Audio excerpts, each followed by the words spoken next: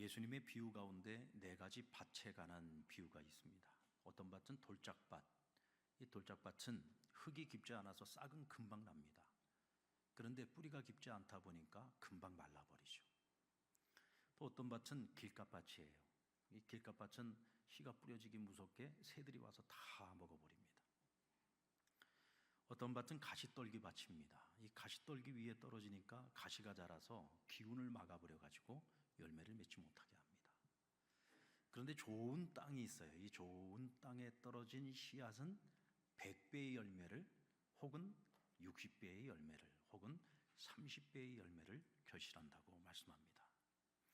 그러니까 예수님의 비유에서 이 하나님 나라의 말씀이 주어질 때, 곧 복음의 말씀이 주어지고 하나님의 말씀이 땅에 떨어질 때 그 말씀을 받는 사람들의 마음의 자세와 태도를 오늘 이 밭을 비유로 해서 말씀을 해주신 거예요.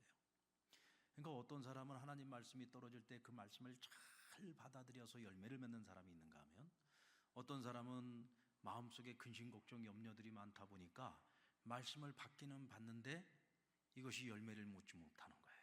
온갖 근심, 걱정, 염려 때문에. 또 어떤 사람은 말씀이 떨어지는 그 순간 무섭게 사단이 와서 그 말씀을 다 빼앗아가 버려가지고 아예 그냥 믿음조차도 생기지 않는 사람이 있는 겁니다. 그런가 하면 어떤 이는 말씀이 떨어지는 대로 그것이 뿌리를 내리고 또 열매를 수확하게 되는데 100배, 60배, 30배 결실을 할 만큼 좋은 마음의 밭을 가진 사람이 있다는 거예요. 그럼 하나님 나라는 어떤 사람이냐? 이런 좋은 밭을 가진 사람이 곧 하나님 나라를 가진 사람이라는 것입니다. 자, 그러고 보면 사람의 마음 밭이라고 하는 것이요, 이 선천적인 면도 있고 후천적인 면도 있습니다. 그러니까 이 선천적으로 좋은 마음의 밭을 가지고 있는 사람들은 참 복 중에 복입니다. 자, 우리 한번 옆사람 보시면서 참 복이 많습니다. 네. 여러분들 지금 복이 많다는 얘기를 들었으니까 여러분들 밭이 좋은 밭이 돼야 되는 겁니다. 네, 뭐 이미 좋은 밭이기도 하지만 또 한편 우리가 더 좋은 밭이 되기 위해서 노력해야죠. 네. 왜냐하면 선천적인 면도 있지만 후천적인 면도 있기 때문에 그렇습니다. 어떤 사람은 복음을 받아들이는 것도 또 신앙생활을 하는 것도 굉장히 순적한 경우들이 있어요. 복음을 아주 잘 받아들이고 또 그 믿음에 성장하는 과정에서도 큰 어려움이 없이 정말 절차를 따라서 순리를 따라서 아주 건강한 신앙으로 끊임없이 신앙이 성장을 해서 성숙함으로 귀한 열매를 맺는 사람들이 있습니다. 또 그런가 하면 이 타고나기를요, 이 성품이 거칠어요, 편협해요, 마음이 좀 독해요, 완고해요. 그러니까 이런 분들 가운데서 그렇다고 해서 이분들이 신앙을 못 갖는 게 아닙니다. 하나님이 택한 이들은 비록 마음이 좀 그렇다고 치더라도, 선천적인 마음이 그래도 하나님께서 어떻게든 그 복음을 받아들이게 만드는데 그 복음을 받아들이기까지 좀 힘들어요. 시간이 좀 걸립니다. 또 복음을 받아들이고 믿음을 가져서 이제 성숙한 신앙인의 길을 걸어가기 위해서 그 신앙의 여정을 가만히 살펴보면 깎여 나가야 될 부분이 많아지다 보니까 깎이는 과정에서 고난도 많고 시련도 많고 시험도 많고, 그래서 어떤 분들은 보면은 참 신앙생활 참 순탄하게 한다 하는 이도 있는가 하면 어떤 분들은 참 같은 신앙생활을 해도 참 힘들고 어렵게 간다 하는 분들도 있어요. 뭐 우리가 이렇게 일률적으로 다 적용할 수는 없는 것이지만 이 보편적으로 보면 그런 성향들을 볼 수가 있습니다. 그런 면에서 보면 선천적으로 우리가 좋은 성품을 가지고 태어난 사람들, 이런 분들은 참 복이라고 말할 수 있죠. 그러나 여러분, 우리 그리스도인들은 이 선천적으로 타고난 성품에 매여서는 안 되죠. 그렇지 않습니까? 우리가 왜 그리스도인입니까? 우린 그리스도 안에서 다시 태어난 사람들이잖아요. 거듭난 사람입니다. 옛사람은 죽고 그리스도 안에서 우리는 다시 태어난 사람들이잖아요. 새 사람이 된 겁니다. 새 것이 되었어요. 그러니까 내가 본래 선천적으로 나는 어떤 성품이었다, 이제는 그리스도인이 되는 그 순간서부터 그게 더 이상 중요한 것은 아닙니다. 이제는 우리가 양육과 훈련을 통해서 또 예배 생활을 통해서 또 성도들과의 교제를 통해서 하나님께서 우리를 만져가시면서 우리의 성품이 변화되어져 가죠. 우리의 인격이 성숙해져 가는 것입니다. 그래서 우리의 마음밭이 어떤 밭으로? 좋은 밭으로 100배, 60배, 30배의 열매를 맺을 수 있는 그런 좋은 밭으로 우리가 변화되어져야 되는 것이죠. 여러분, 저와 여러분이 좋은 밭 되기를 주의 이름으로 축원합니다. 자, 오늘 본문에 보면은 바울이 데살로니가에서 어려움을 겪어요.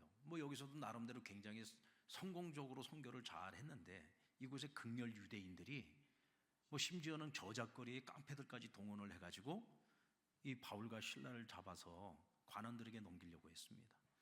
이제 그 틈을 알고 그곳을 급히 빠져나와서 40km가 더 떨어져 있는 베레아라고 하는 곳으로 옮겨가게 됩니다. 40km 하면은 요즘으로 말하면 이제 우리 흔히 말하는 100리 정도 되는 건데요. 요즘이야 자동차 타고 40km 금방 갑니다만은 우리가 걸어서 간다 생각하면 이 거리도 짧은 거리는 아니죠. 어쨌든 한 40km 떨어져 있는 이 베레아라고 하는 도시에 가게 되었는데, 오늘 이 베레아라고 하는 도시에 대한 특징을 이렇게 설명하고 있어요. 11절 말씀 우리 같이 한번 읽어보겠습니다. 시작. 베레아에 있는 사람들은 데살로니가에 있는 사람들보다 더 너그러워서 간절한 마음으로 말씀을 받고 이것이 그러한가 하여 날마다 성경을 상고함으로. 자, 오늘 여기서 특징을 보니까 베레아 사람들은 데살로니가 사람들에 비해서 어떻다고요?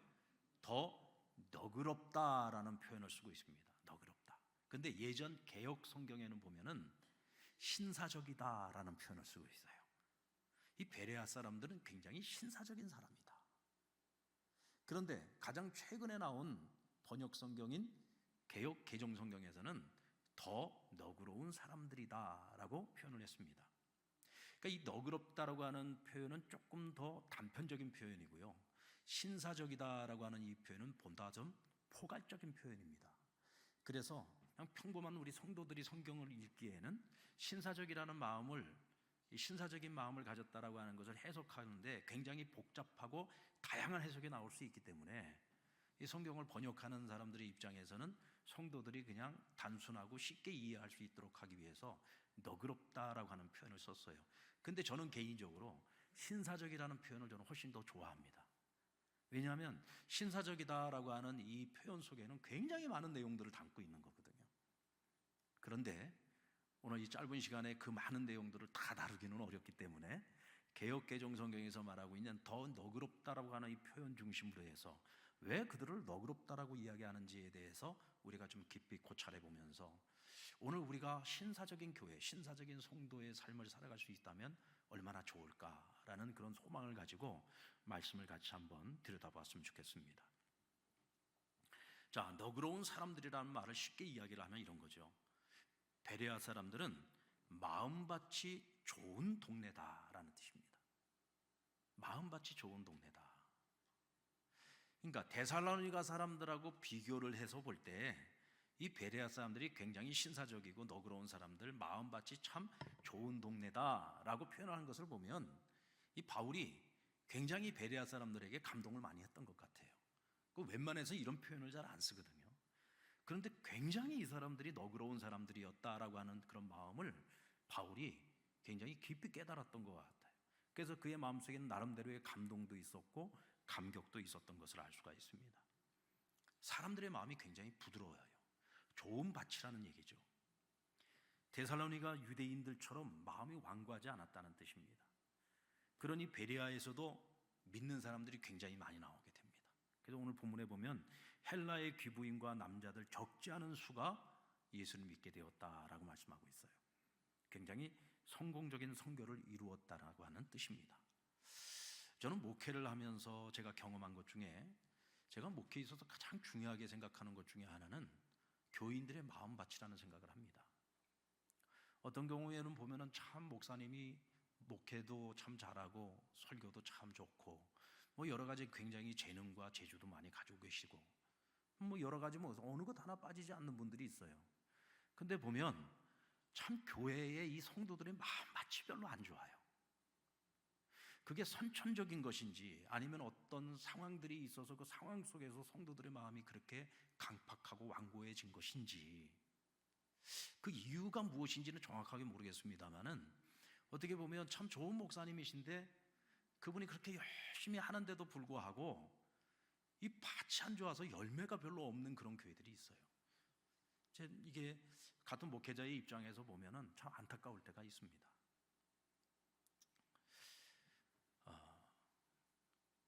이제 목사가 우리 교회만을 섬기는 것이 아니라 이제 한 번씩 다른 교회에 이렇게 초청을 받아가지고 뭐 부흥회를 간다든지 혹은 또 다른 교회 헌신예배 설교를 하러 갈 때가 있어요. 근데 그 교회 가서 강단에 서서 말씀을 딱 증거를 해보면은요, 그 교회 분위기가 한 10분만 딱 지나도 벌써 딱 눈에 다 들어옵니다.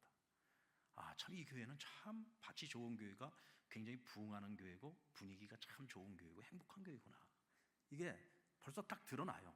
무엇을 보면 알 수 있느냐면 성도들 얼굴 보면 알 수 있습니다. 근데 교회가 시험이 있고 문제가 있고 참 뭐 성도들도 마음이 강팍하고 그러다 보니까 목사님도 마음이 강팍해지고, 그러니까 교회가 힘들고 어려운 교회들을 보면은 이 성도들 얼굴 보면은요, 얼굴이 다 써 있어요.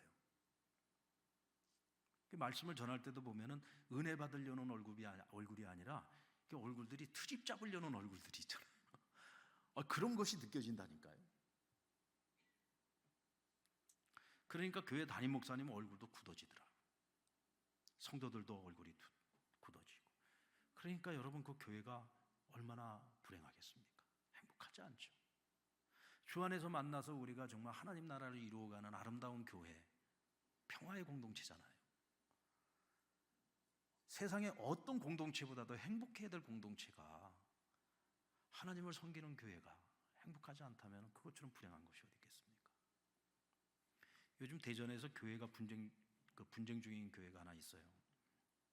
이 교회가 수년 전만 하더라도 한 1,000명이 넘게 모였던 교회인데 지금 한 교인이 한 400여 명 정도 이렇게 남았습니다.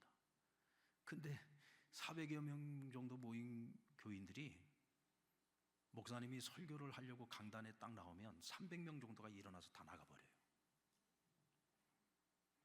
그게 지금 우리 통합 측, 우리 지금 이제 총회 차원에서도 이 교회 문제를 해결을 해보려고 참 나름대로 노예적으로도 애를 써보고 총회적으로도 애를 써보는데 너무 골이 깊어가지고 이게 해결이 안 되는 거예요. 여러분 생각을 해보세요. 목사님이 설교를 하러 딱 나오는데 교인들이요 쭉 일어나서 다 나가버리는 거예요. 그럼 목사님은 어떻게 설교를 하겠어요? 그 남아있는 성도들은 그건 또 뭡니까? 참 그 얘기를 듣는데 너무 마음이 아픈 거예요. 교회가 그러면 안 되는데, 교회가 그러면 안 되는데, 뭐 나름대로 그 교회가 가지고 있는 여러 가지 이유와 사정과 뭐 여러 가지 무슨 사건 사고들이 있겠죠. 그렇지만 어쨌든 그런 문제들을 빨리 해결하고 교회가 서로 사랑하고 섬기고 하나가 되어야 되는데, 그게 진정한 하나님의 교회가 가져야 될 모습이잖아요. 참 그런 모습들을 보면 너무너무 마음이 아픕니다. 그래서 교회가 밭이 좋아야 된다. 근데 이 베레아를 보니까 천성적으로 성품이 좋은 사람들이 사는 지역인 것 같아요.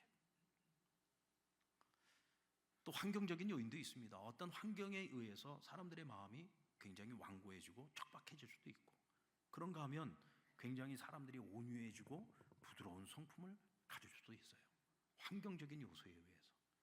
그런가 하면 양육과 훈련을 통해서 성품의 변화와 성숙을 가져오기도 하는 겁니다.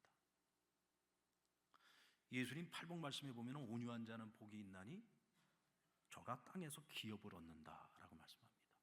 이 온유한 성품이라고 하는 것도요, 보면은 선천적인 부분이 많이 있어요. 어떤 분은 그 정도, 그 자리까지 올라갔을 정도면은 좀 교만해질 수도 있겠다 싶은데 참 한결같은 분들이 있습니다. 늘 겸손해요. 저분이 정말로 그만한 자리에 있는 분인가 싶을 정도로 참 겸손한 분들이 있습니다. 그런 분들을 보면은요, 참 귀하다는 생각이 들기도 하고 또 한편으로는 부럽기도 해요. 이 겸손함이 그냥 몸에 배어 있는 거죠. 어떻게 저런 좋은 천성을 타고 태어났을까 싶은 생각도 듭니다. 근데 여러분, 천성적으로 좋은 마음을 타고나지 못했다고 해서 그럼 우리가 함부로 살아도 되느냐? 내 멋대로 살아도 되느냐? 그거는 아니죠. 우리 그리스도인들은 천성으로 사는 사람들이 아니라 그리스도 안에서 변화된 성품을 가지고 살아가야 되는 사람들이기 때문입니다.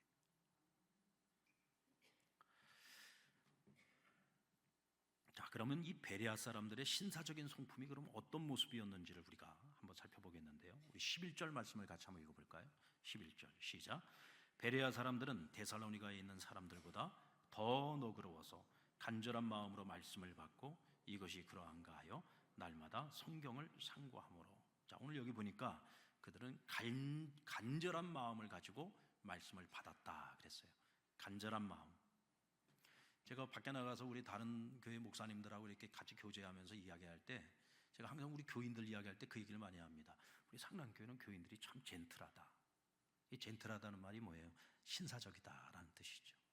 참 우리 교인들이 참 신사적이다. 이 말은 우리 상랑교회 교인들이 마음밭이 좋다는 얘기입니다. 할렐루야. 마음밭이 좋은 교회. 예, 이게 축복받은 교회입니다. 아멘. 예, 우리 좀 자부심 가져도 돼요. 정말 밭이 좋은 교회, 좋은 마음, 온유하고 부드러운 마음을 가진 교회다. 신사적인 사람의 특징은요, 상대의 말을 잘 경청할 줄 압니다. 근데 반면에 신사적이지 못한 사람은 자기 말만 해요. 남의 말을 경청하지 않습니다. 남의 말에 대해서는 잘 들으려고 하지 않아요. 내 생각과 상대방의 생각이 좀 다르다고 생각했을 때 상대방의 말을 끝까지 듣지 않습니다. 자기 말만 하는 거죠. 그러면 여러분, 상대방이 얘기하고 싶겠습니까? 서로 생각이 다를 때에는요, 상대방의 얘기를 다 듣고 난 후에 또 나의 얘기를 하고 서로가 충분히 자기 이야기를 가지고 나누고 난 후에 옳고 그름을 따질 수도 있는 것인데, 그것이 아니라 다른 사람의 말에 대해서는 마음의 문을 닫고 귀를 닫아버리고 내가 하고 싶은 얘기만 하는 거죠. 이게 신사적이지 못한 겁니다. 때로는 상대방이 굉장히 우리를 막대하고 쌍스럽게 대하고 비신사적으로 대할 때가 있습니다. 여러분, 이럴 때 우리는 어떻게 해야 됩니까? 이럴 때 여러분, 우리가 똑같이 그 사람들하고 똑같이 비상식적이고 똑같이 무례하고 그들과 똑같은 방식으로 우리가 대응을 하잖아요. 그러면 똑같은 사람이 되고 마는 거예요. 그런데 상대방이 무례하게 하고 비신사적으로 나올지라도 그들에게 신사적으로 대하고 그들에게 예의를 지키고 그리스도인으로서의 품위를 잃지 않으면서 우리가 마땅한 태도를 보여주잖아요. 그러면 상대방이요, 더 이상 무례하게 행하지를 못합니다. 꼬리를 내리게 돼 있어요. 그리고 내 수준에 본인도 맞추려고 노력을 하게 됩니다. 결국은 상대방을 거칠게 만드는 것도 누구냐? 나예요. 내가 상대방을 거칠게 만드는 거예요. 상대방을 부드럽게 만드는 것도 누구냐? 내가 부드럽게 만드는 겁니다. 여러분들 가끔 부부싸움 하시는 분들 있죠? 여러분, 부부싸움 하는 것도 마찬가지예요. 한쪽에서 큰 소리 친다고 똑같이 같이 큰 소리 쳐버리면 어떻게 됩니까? 그럼 뭐 그날 난리 나는 거죠. 한쪽이 큰 소리 칠 때요, 그냥 꿀꺽하고 삼키는 사람이 있어야 돼요. 한 사람이 꿀꺽 삼켜줘야 두 사람이 분위기를 맞춰갈 수 있어요. 큰 소리를 막 치고 있는데 한쪽에서 조용하잖아요. 그럼 더 이상 큰 소리 못 칩니다. 내가 큰 소리 친다고 상대방 더 큰 소리 쳐버리세요. 그러면 내가 더 큰 소리 치게 돼 있어요. 우리 경상도 분들은 그거 경험 많이 하시죠. 제가 가끔 가다가 이 커피숍이나 이런 데 가서도 보면은요, 이게 경상도 아줌마들이 이렇게 같이 앉아서도 본인들끼리 얘기를 하는데 한 사람이 목소리를 크게 얘기를 하잖아요. 그러면 상대방이 더 크게 얘기를 해요. 그럼 막 옆에 있던 사람들이 막 더 크게 얘기를 합니다. 그러면 막 주변에 있는 사람들이 다 한 번씩 이렇게 쳐다보는데도 본인들은 몰라요. 어찌나 소리를 막 지르는지 막 점점 높아져요. 오히려 여러분, 상대방의 소리를 낮추는 방법은요, 그 사람보다 내가 내 소리를 낮추는 겁니다. 아니, 상대방이 아예 잘 안 들릴 정도로 작게 얘기를 하는 거예요. 그럼 막 크게 얘기하다가 안 들리니까 들어보려고 이렇게 하다가 여러분, 상대방이 자기 소리 혼자 막 소리를 높여봐요. 그거 이상한 거죠. 그러니까 자기도 소리를 낮추게 되는 거예요.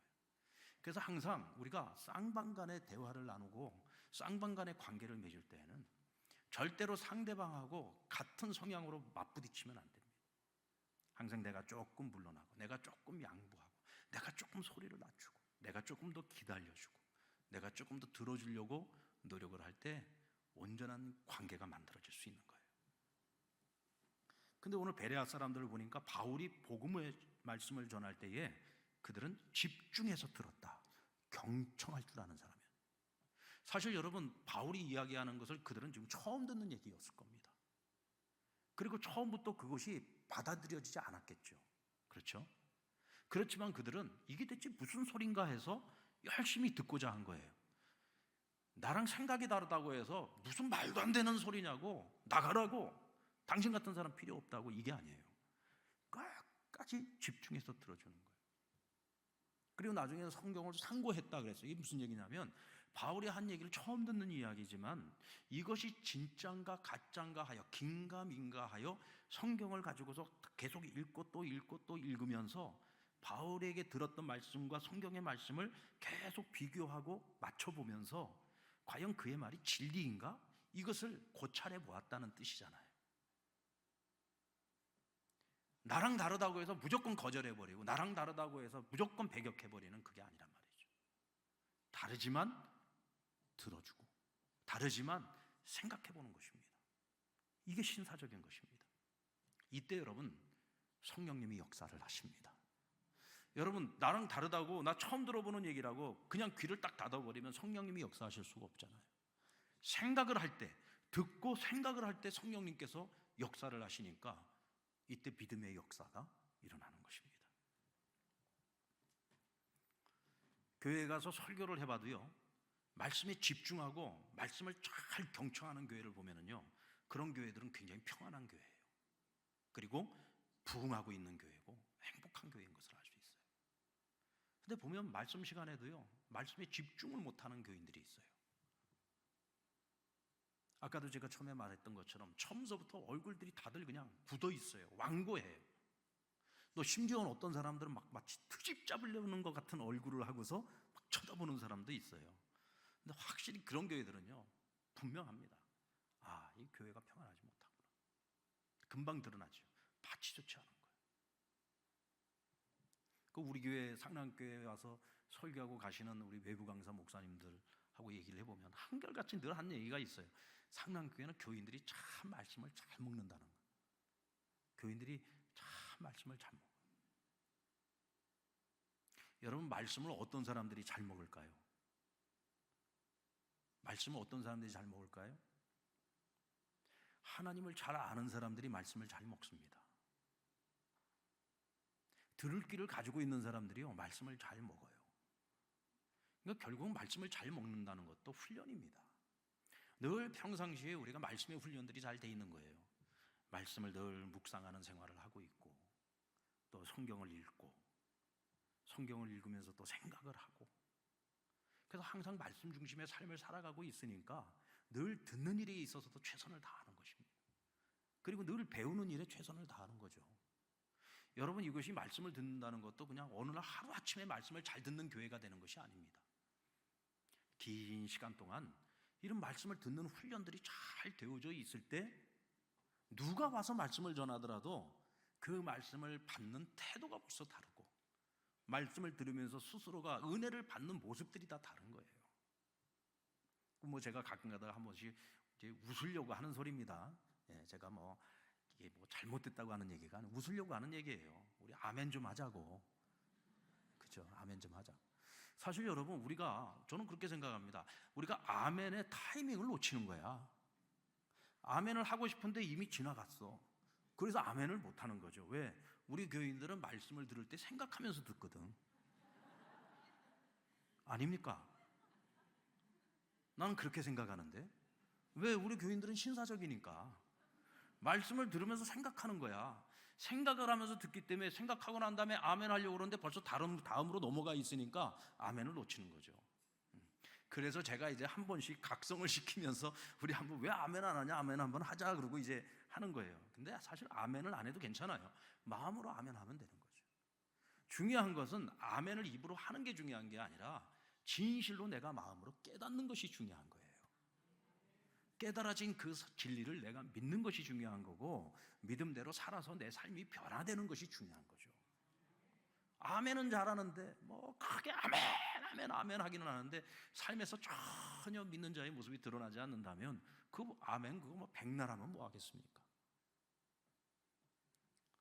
생각하면서 말씀을 듣고 마음으로 하든지 입술로 하든지 아멘 하고 내가 믿는 바를 따라서 삶으로 살아내고 실천하고 거기에 따르는 열매를 맺는 삶, 이것이 신사적인 성도들의 모습이다 하는 거죠. 저는 우리 상남교회 성도들이 이 아름다운 밭, 이 좋은 밭을 잃어버리지 않고 날마다 더 갈무리하고 또 갈무리해서 더 건강하고 더 부드럽고 더 너그러운 그런 상남교회가 되기를 주님 이름으로 축원합니다. 그리고 베레아 사람들은 성경을 상고했다고 했는데, 이 상고했다는 말은 집중하여 성경을 읽고 신중하게 읽고 규칙적으로 읽고 또 자신에게 적용을 하고. 여러분, 하나님 말씀은요 나에게 적용하는 겁니다. 다른 사람한테 적용하는 거 아니에요. 오늘 여기서 받은 은혜를 가지고 집에 딱 갔어요. 집에 가서 남편에게 여보, 내가 오늘 가서 오늘 말씀을 들었는데 오늘 목사님 이런 말씀을 주셨네. 그 말씀 들으면서 내가 당신한테 오늘 꼭 가서 꼭 전해야 되겠다고 생각해서. 여러분, 내가 들었으면 내가 은혜 받고 나한테 적용을 해야지, 그거를 듣지도 않은 남편한테 가서 그걸 갖다가 적용을 해가지고 얘기를 하면은요 싸움만 납니다. 그거 절대로 그러면 안 돼요. 적용은 누구한테? 나에게 적용하는 거예요. 그게 상고하는 것입니다. 나에게 적용하는 거죠. 그 말씀을 들으면서 새로운 깨달음이 있었을 때 내가 그러면 어떻게 나에게 적용해서 내가 어떻게 살아갈 것인가라고 하는 것을 고민하고 결단해야 되는 거죠. 그리고 말씀을 실천하는 겁니다. 이때 성경의 깊은 의미를 깨닫게 되고 말씀 안에서 주어지는 은혜와 축복을 우리가 누리게 되는 겁니다. 그런 면에서 보면 신앙생활도 굉장히 성실함과 관련이 있다고 저는 생각합니다. 여러분, 타고나기를 또 후천적으로라도 어떻게든 우리가 성실한 삶을 살아가게 되는 사람들이 보면은 신앙생활도 성실하게 하게 돼 있어요. 성실하지 못한 사람들은요 신앙생활도 성실하게 못합니다. 근데 우리 상남교회는 성도들이 기본적으로 보편적으로 이 성실함을 가지고 있어. 그렇죠? 우리 한나 찬양대 보세요. 얼마나 성실한 사람들입니까? 일찍부터 나와가지고 그냥 변함없이, 비가 오나 눈은 안 오죠? 비가 오나 바람이 부나 그냥 늘 일찌감치 나와서. 우리 찬양팀도 보세요. 얼마나 성실한 사람들입니까? 또 안내위원들 일찍부터 나와가지고 다들 열심히 섬기잖아요. 뭐 주일날에도 보면 뭐 우리 주차위원들, 뭐 새가족부, 안내위원, 뭐 곳곳에서 섬기시는 분들을 보면은요 정말 성실한 분들이에요. 보면 그런 성실성을 가지고서 신앙생활하는 사람들이요 신앙의 성숙을 이루어가는 겁니다. 그래서 제가 한번 분석을 해봤어요. 왜 우리 상남교회 교인들은 이런 성실함을 가지고 있을까? 이 지역이 여러분 산업지역 아닙니까? 공단 지역이잖아요. 그러니까 대부분 직장인들도 많고 또 뭐 자영업을 한다든지 또 뭐 전문직을 가지고 일을 하시는 분들이든지 기본적으로 이 도시 사람들은 전체적으로 보면은 좀 성실성을 갖고 있는 것 같아. 특히 우리 상남교회 교인들이 보면 굉장히 어느 곳에서나 좀 성실하게 살아가는 사람들인 것 같아요. 그래서 때로는 목사보다 더 성실해. 그리고 목사인 제가 기대하는 것보다 더 성실해요. 그래서 제가 굳이 뭐 이렇게 해야 된다고 막 강조하지 않아도 그냥 분위기만 띄워줘도 알아서들 스스로 본인들이 해야 될 것들을 찾아서 열심히 성실하게 해나가는 걸 볼 수 있어요. 그래서 제가 우리 목사님들한테 늘 하는 얘기가 있습니다. 어떤 각 부서에서 어떤 일들을 해나갈 때 목사님들이 그냥 미주알 고주알 이렇게 해라 저렇게 해라 절대로 그런 얘기 하지 마라. 우리 교인들은 목사들보다 일 더 잘한다. 그러니까 목회자들은 목회적인 부분만 잘 지도해줘라. 목회적인 부분만 잘 지도해주고 우리 교인들이 일을 잘 해나갈 수 있도록 지지해주고 칭찬해주고 기도해주고 목회적으로만 잘 이끌어줘라. 그러면 훨씬 더 잘할 거다. 제가 우리 상남교회 처음 와가지고요, 체육대 하는 거 보고 제가 놀라 자빠질 뻔했잖아. 야, 이거 무슨 전국체전도 아니고 세상에 무슨 교회 체육대를 이렇게 무슨 전국체전을 하듯이 하더라고요.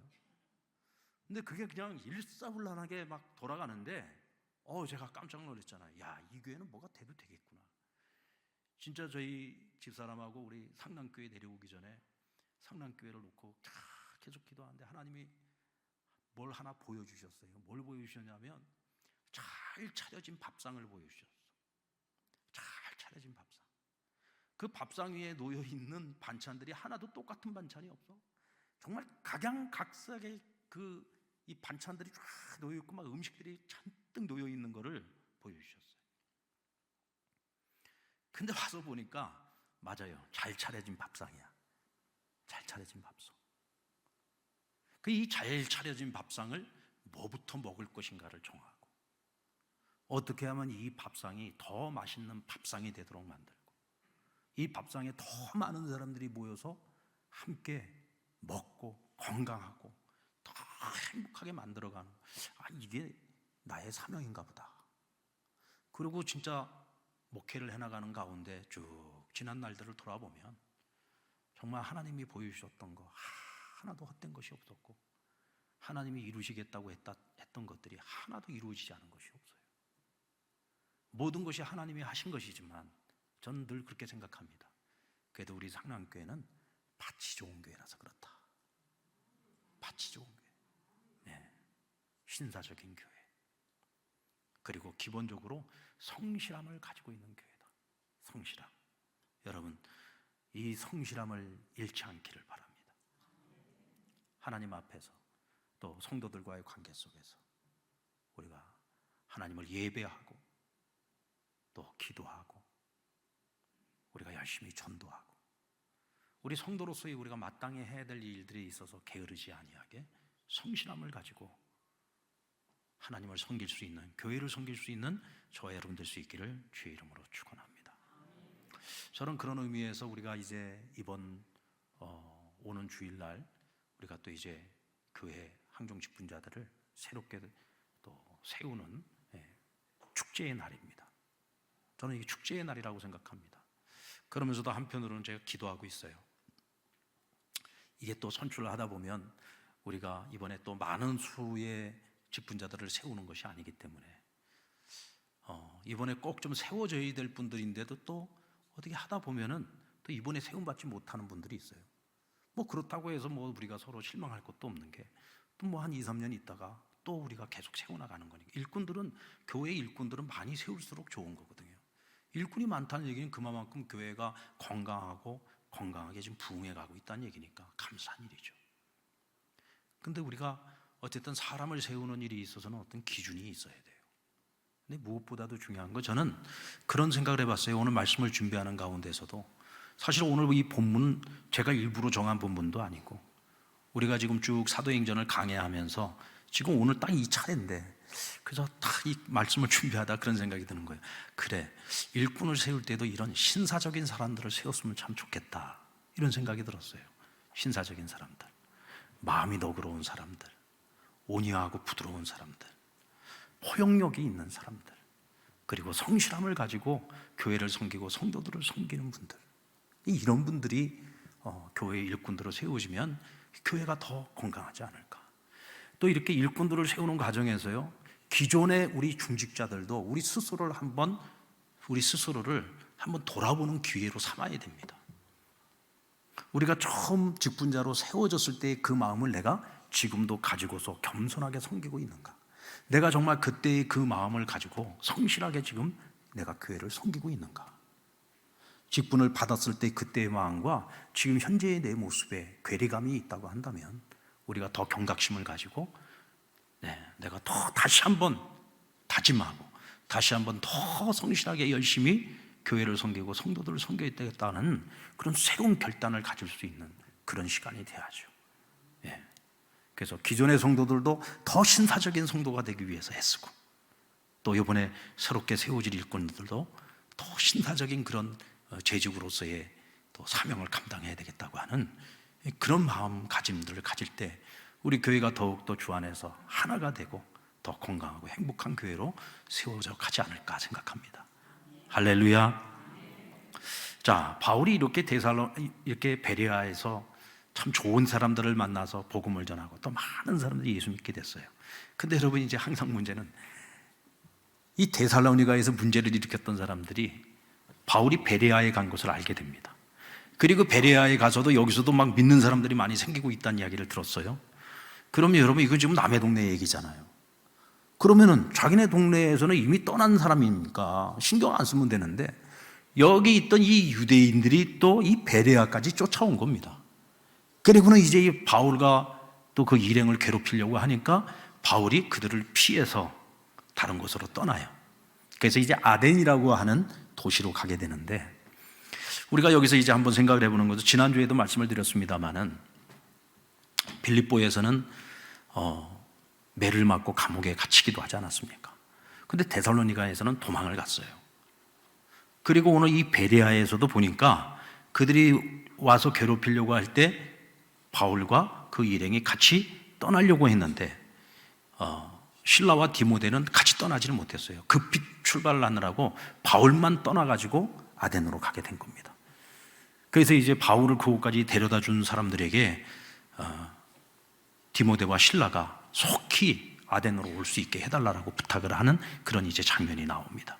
자, 그런데 우리는 여기서 한번 생각해 볼 것이, 평상시에 바울의 모습 같으면 이렇게 몇 차례에 걸쳐서 유대인들로부터 계속 이런 일들을 당할 때 한 번쯤 그런 생각도 들지 않겠습니까? 내가 언제까지 이 유대인들을 피해서 맨날 이렇게 도망을 가야 되나? 그리고는 그냥 한번 확 부딪혀버리고 싶은 마음도 있지 않겠습니까? 그렇잖아요. 한번 부딪혀서, 내가 전능하신 하나님이 내 편이신데 그냥 내가 한번 확 부딪혀가지고 내가 이 사람들을 한번 꺾어볼까? 뭐 이런 생각도 할 수 있지 않겠습니까? 근데 왜 바울이 또 그곳을 떠나서 도망을 쳐야 했는가?